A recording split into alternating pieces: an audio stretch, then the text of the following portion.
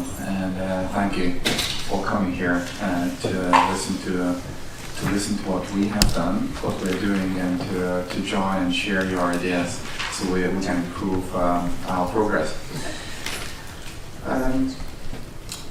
As a scientific coordinator, I would like to share an overview of the joint action which has been happening for the last few years.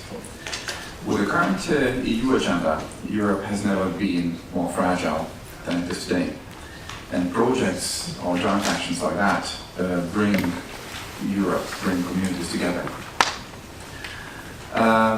Mainly through generating values, through common goals directed to actual gains for our EU citizens. Rokas Plus is a joint action, 3-year initiative started in 2017 and due to finish 2020, funded by the European Commission and participating organizations to transfer good practices.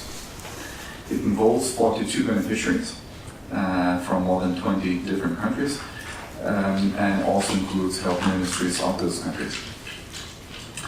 The overreaching goal of Rokas Plus is to support member states through cross-national initiatives identified within the previous joint action to reduce the burden of chronic diseases, to increase the sustainability of health systems, and develop human capital.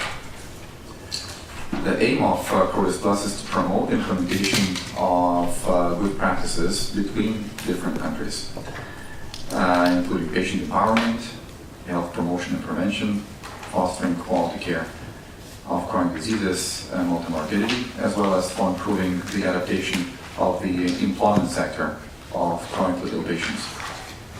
Through pilot actions that can be valued before scaling them up. Let me give one example, and this refers to one of the joint action work packages on multimorbidity, but it actually implies to every other work package as well. What we know from the literature published, from the data available, that there are many good practices around the world in small places, not being systemized, not being scaled up. And there are people who very clearly say there are great practices. However, the evidence-practice gap is something what our generation gets familiarized with, which means that gains in implementing the known are greater than potential gains from new findings.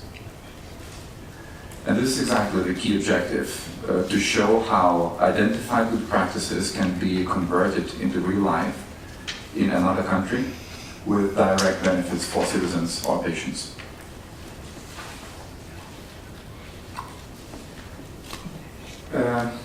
So once the good practices are identified, what happens next? Based on the previous joint action, the outputs such as integrated multimorbidity care model or recommendations for diabetes quality criteria or national plans, the good practices were identified. Then motivated early adopters supporting the implementation and adjusting it to local healthcare needs were chosen.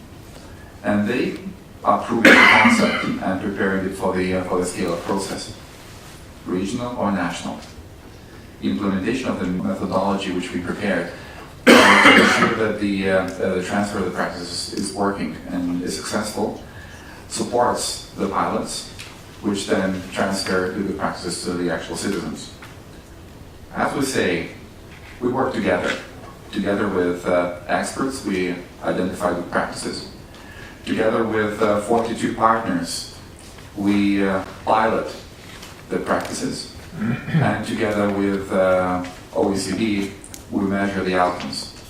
Obviously, this cannot be sustainable without working together with policymakers.